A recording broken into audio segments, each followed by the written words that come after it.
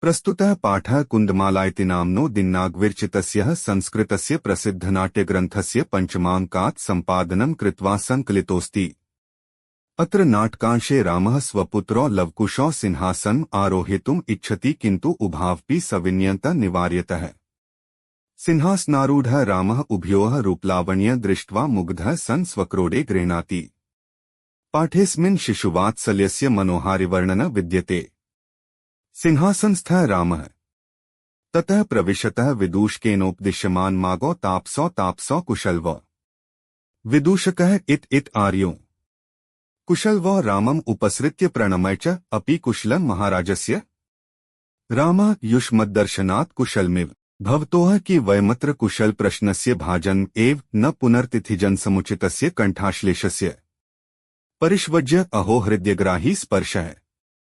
उभौ राजासनं खल्वेतत् न युक्तमध्यासितुम्। रामः सव्यवधानं न चारित्रलोपाय तस्मादंक व्यवहित मध्यास्यता सिंहासन अंकमुपवेश्यति। उभौ अनिच्छा नाट्यतः राजन् अलमतिदाक्षिण्ये। रामः अलमतिशालीनतया भवति शिशुजनो वयोनुरोधात् गुणमहतांपि लालनीय एव व्रजति हिमकरोपि बालभावात् पशुप्तिमस्तक केतक छदत्वम्। रामः एष भवतोः सौन्दर्यावलोकजनितेन कौतूहलेन पृच्छामि क्षत्रियकुल पितामहयोः सूर्यचन्द्रयोः को वा भवतोर्वंशस्य कर्ता। लवः भगवान् सहस्रदीधितीयः रामः कथं स्मत्स्मानाभिजनौ संवृत्तौ। विदूषकः कि द्वयोरपेकमेव प्रतिवचनम्। लवः भ्रात्रावा सोद्य। रामः समरूपः शरीरसन्निवेशः वयसस्तु न किंचिदन्तरम्। लवः आवा यमल। रामः सम्प्रति युज्यते कि नामधेयम्। लवः आर्यस्य वन्दनाया लव इत्यात्मानः श्रावयामि कुश निर्दिश्य आर्योपि गुरुचरण वन्दनाया कुशः अहंपि कुश इत्यात्मानः श्रावयामि। रामः अहो उदात्तरमयः समुदाचारः कि नामधेयो भवतोर्गुरुः। लवः ननु भगवान् वाल्मीकियः। रामः केन संबंधेन। लवः उपनयनोपदेशेन। रामः अहमत्र भवतोः जनक नाम तो वेदितुमिच्छामि। लवः न हि जानाम्यस्य नामधेयम् न कश्चिदस्मिन् तपोवने तस्य नाम व्यवहरति। रामः अहो माहात्म्यम् कुशः जानाम्यः तस्य नामधेयम्। रामः कथ्यताम् कुशः निर्नुक्रोशो न। रामः वयस्य अपूर्व खलु नामधेयम्। विदूषकः विचिन्त्य एवं तावत् पृच्छामि। निर्नुक्रोश श इति क एव भन्ति। कुशः अम्बा। विदूषकः कि कुपिता एव भन्ति उत प्रकृतिस्था। कुशः यद्याव्योर्बालभावजनितं किञ्चिद्विनय पश्यति तदा एवं अधिक्षिप्तिर्नुक्रोशस्य पुत्रो मा चापलम् इति। विदूषकः एत्योर्यदि पितुर्निर्नुक्रोश इति नामधेयम् एत्योर्जन्नी तेनावमानिता निर्वासिता एतेन वचनेन दारको निर्भर्त्सयति। रामः स्वगतं धिन मामेवं भूतम् सा तपस्विनी मत्कृतेनापराधेन स्वापत्यमेव रक्षरैर्निर्भर्त्सयति। सवाष्पमवलोक्यति। रामः अतिदीर्घः प्रवासोऽयं दारुणश्च। विदूषकमवलोक्य जनान्तिकम् कुतूहलेनाविष्टो मातर्मन्योर्नाम तो वेदितुमिच्छामि। न युक्तं च स्त्रीक्तं नुयोक्तुम् विशेषतस्तपोवने तत्कोत्राभ्युपायः। विदूषकः जनान्तिकम् अह पुनः पृच्छामि। प्रकाशम् कि नामधेया युवयोर्जन्नी। लवः तस्याः द्वे नाम्नि। विदूषकः कथमिव। लवः तपोवनवासिनो देवीति नाम्नाह्वयन्ति भगवान् वाल्मीकिर्वधूरिति। रामः अपि च इतस्तावद् वयस्य मुहूर्तमात्रम्। विदूषकः उपसृत्य आज्ञाप्यतु भवान्। रामः अपि कुमार्योरन्योरस्माकं च सर्वथा समरूपः कुटुम्बवृत्तान्तः कुट्म्यवृत्तान्तः येति वेला सञ्जाता रामायणगानस्य नियोगः किमर्थं न विधीयते। उभौ राजन् उपाध्यायदूतोऽस्मान् त्वरयति। रामः मयापि सम्माननीय एव मुनिनियोगः। तथा हि भवन्तौ गायन्तौ कविर्पि पुराणो व्रतनिधिर् गिरा संदर्भोऽयं प्रथमोत्तीर्णो वसुमती कथा चेयन श्लाघ्या सरसिरुहनाभस्य नियतम्। पुनाति श्रोतार रमेति च सोऽयं परिकरः वयस्य अपूर्वोऽयं मानवाना सरस्वत्यवतारः ततः सुहृज्जनसाधारणः श्रोतुमिच्छामि सन्निधीयन्ता सभासदः प्रेष्यतामस्मदन्तिकन् सौमित्रियः अहमप्येत्योश्चिरास्न प्रिखेदन् विहरण कृत्वा अपन्यामि. ಪ್ರಸ್ತುತ ಪಾಠವು ದಿಗ್ನಾಗ ಕವಿಯವರಿಂದ ರಚಿತವಾದ ಪ್ರಸಿದ್ಧ ಸಂಸ್ಕೃತ ನಾಟಕ ಗ್ರಂಥ ಕುಂದಮಾಲಾ-ಯ 5ನೇ ಅಂಕದಿಂದ ಸಂಪಾದಿಸಿ ಸಂಗ್ರಹಿಸಲ್ಪಟ್ಟಿದೆ. ಈ ನಾಟಕದ ಭಾಗದಲ್ಲಿ ಶ್ರೀರಾಮನು ತನ್ನ ಪುತ್ರರಾದ ಲವ ಮತ್ತು ಕುಶರನ್ನು ಸಿಂಹಾಸನದ ಮೇಲೆ ಕೂರಿಸಲು ಬಯಸುತ್ತಾನೆ. ಆದರೆ ಇಬ್ಬರೂ ವಿನಯಪೂರ್ವಕವಾಗಿ ಅದನ್ನು ನಿರಾಕರಿಸುತ್ತಾರೆ. ಸಿಂಹಾಸನದಲ್ಲಿ ಕುಳಿತಿರುವ ರಾಮನು ಅವರ ಸೌಂದರ್ಯ ಮತ್ತು ಲಾವಣ್ಯವನ್ನು ನೋಡಿ ಮುದಗೊಂಡು ಅವರನ್ನು ತನ್ನ ಮಡಿಲಲ್ಲಿ ಕೂರಿಸಿಕೊಳ್ಳುತ್ತಾನೆ. ಈ ಪಾಠದಲ್ಲಿ ಮಕ್ಕಳ ಮೇಲಿನ ಅಪಾರ ಪ್ರೀತಿ ವಾತ್ಸಲ್ಯ ಮನೋಹರ ವರ್ಣನೆ ಕಂಡುಬರುತ್ತದೆ. ಸಿಂಹಾಸನದಲ್ಲಿ ಕುಳಿತಿರುವ ರಾಮನು. ಆ ವೇಳೆಯಲ್ಲಿ ವಿದೂಷಕನ ಮಾರ್ಗದರ್ಶನದಲ್ಲಿ ತಪಸ್ವಿ ಬಾಲಕರಾದ ಲವ ಮತ್ತು ಕುಶರು ಪ್ರವೇಶಿಸುತ್ತಾರೆ. ವಿದೂಷಕ: ಬನ್ನಿ ಬನ್ನಿ ಆರ್ಯಪುತ್ರರೇ. ಲವಕುಶರು ರಾಮನ ಬಳಿಗೆ ಬಂದು ನಮಸ್ಕರಿಸಿ, ಮಹಾರಾಜರಿಗೆ ಕ್ಷೇಮವೇ? ರಾಮ: ನಿಮ್ಮ ದರ್ಶನದಿಂದ ನನಗೆ ಕ್ಷೇಮವಾಗಿದೆ ಎನ್ನಿಸುತ್ತದೆ. ನೀವು ಕೇವಲ ಕ್ಷೇಮ ವಿಚಾರಿಸುವ ಅತಿಥಿಗಳಲ್ಲ, ಆತ್ಮೀಯ ಅಪ್ಪುಗೆಯನ್ನು ಪಡೆಯುವವರೂ ಹೌದು. ಅವರನ್ನು ಅಪ್ಪಿಕೊಳ್ಳುತ್ತಾ, ಆಹಾ, ಎಂತಹ ಹೃದಯಸ್ಪರ್ಶಿ ಸ್ಪರ್ಶ.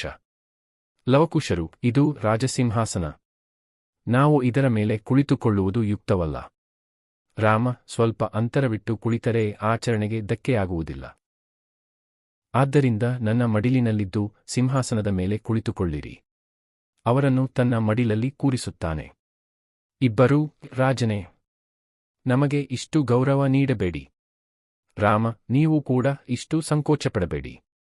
ವಯಸ್ಸಿಗೆ ಅನುಗುಣವಾಗಿ ಮಕ್ಕಳು ಮಹಾಗುಣಿಗಳಾಗಿದ್ದರೂ ಸಹ ಪ್ರೀತಿಯಿಂದ ಸಾಕಲ್ಪಡಬೇಕಾದವರೇ. ಚಂದ್ರನು ತನ್ನ ಬಾಲ್ಯಸ್ವಭಾವದಿಂದ ಶಿವನ ಜಟೆಯಲ್ಲಿ ಕೇತ್ಕಿಯ ಹೂವಿನಂತೆ ಅಲಂಕಾರವಾಗಿರುವನು. ರಾಮ: ನಿಮ್ಮ ಸೌಂದರ್ಯವನ್ನು ನೋಡಿ ನನಗೆ ಕುತೂಹಲ ಉಂಟಾಗಿದೆ. ಕ್ಷತ್ರಿಯ ವಂಶದ ಮೂಲಪುರುಷರಾದ ಸೂರ್ಯ ಮತ್ತು ಚಂದ್ರರಲ್ಲಿ ನಿಮ್ಮ ವಂಶದ ಮೂಲಕರ್ತೃ ಯಾರು? ಲವ: ಭಗವಾನ್ ಸೂರ್ಯದೇವರು. ರಾಮ: ಹಾಗಾದರೆ ನೀವು ನಮ್ಮ ವಂಶದವರೇ ಆಗಿದ್ದೀರಾ? ವಿದೂಷಕ: ನಿಮ್ಮಿಬ್ಬರ ಉತ್ತರ ಒಂದೇ ಆಗಿದೆಯೇ? ಲವ: ನಾವು ಸಹೋದರರು. ರಾಮ: ದೇಹದ ರೂಪವೂ ಒಂದೇ ರೀತಿ ಇದೆ. ವಯಸ್ಸಿನಲ್ಲೂ ವ್ಯತ್ಯಾಸ ಕಾಣುತ್ತಿಲ್ಲ. ಲವ: ನಾವು ಅವಳಿ ಮಕ್ಕಳು. ರಾಮ: ಈಗ ಎಲ್ಲವೂ ಸ್ಪಷ್ಟವಾಗಿದೆ. ನಿಮ್ಮ ಹೆಸರುಗಳೇನು? ಲವ: ನಾನು ಲವ. ಕುಶ: ನಾನು ಕುಶ. ರಾಮ: ಅಹೋ, ಎಂತಹ ಉದಾತ್ತ ಮತ್ತು ಮನೋಹರ ಸಂಸ್ಕಾರ. ನಿಮ್ಮ ಗುರುಗಳ ಹೆಸರು ಏನು? ಲವ: ಭಗವಾನ್ ವಾಲ್ಮೀಕಿ. ರಾಮ: ಯಾವ ಸಂಬಂಧದಿಂದ? ಲವ: ಉಪನಯನ ಮತ್ತು ಶಿಕ್ಷಣ ನೀಡಿದ ಗುರುಗಳಾಗಿ. ರಾಮ: ನಿಮ್ಮ ತಂದೆಯ ಹೆಸರು ತಿಳಿಯಬೇಕೆಂದು ನಾನು ಬಯಸುತ್ತೇನೆ. ಲವ: ನನಗೆ ಅವರ ಹೆಸರು ತಿಳಿದಿಲ್ಲ. ಈ ತಪೋವನದಲ್ಲಿ ಯಾರೂ ಅವರ ಹೆಸರನ್ನು ಉಚ್ಚರಿಸುವುದಿಲ್ಲ. ರಾಮ: ಅಹೋ, ಎಂತಹ ಮಹಾತ್ಮ್ಯ. ಕುಶ: ನನಗೆ ಅವರ ಹೆಸರು ಗೊತ್ತಿದೆ. ರಾಮ: ಹೇಳು. ಕುಶ: ನಿರನುಕ್ರೋಶ, ಕರುಣೆಯಿಲ್ಲದವನು. ರಾಮ: ಸ್ನೇಹಿತನೇ. ಎಂತಹ ವಿಚಿತ್ರ ಹೆಸರು. ವಿದೂಷಕ: ಈ ಹೆಸರು ಯಾರು ಹೇಳುತ್ತಾರೆ? ಕುಶ: ನಮ್ಮ ತಾಯಿ. ವಿದೂಷಕ: ಕೋಪದಲ್ಲಿದ್ದಾಗ ಹೇಳುತ್ತಾಳೆಯೇ ಅಥವಾ ಸಾಮಾನ್ಯವಾಗಿಯೇ? ಕುಶ: ನಾವು ಮಕ್ಕಳಂತೆ ಯಾವುದಾದರೂ ಚಪಲತನ ಮಾಡಿದಾಗ ಕರುಣೆಯಿಲ್ಲದವನ ಮಕ್ಕಳೇ. ಚಪಲತನ ಮಾಡಬೇಡಿ ಎಂದು ಬೈಯುತ್ತಾಳೆ. ವಿದೂಷಕ: ಅರ್ಥವಾಯಿತು. ಇವರ ತಂದೆ ತಾಯಿಯನ್ನು ಅವಮಾನಿಸಿ ಅರಣ್ಯಕ್ಕೆ ಕಳುಹಿಸಿದ್ದಾನೆ. ಅದಕ್ಕಾಗಿಯೇ ಆಕೆ ಹೀಗೆ ಮಕ್ಕಳನ್ನು ಗದರಿಸುತ್ತಾಳೆ. ರಾಮ ಮನಸ್ಸಿನಲ್ಲಿ ಛೀ, ನಾನು ಎಂತಹ ಪಾಪಿ.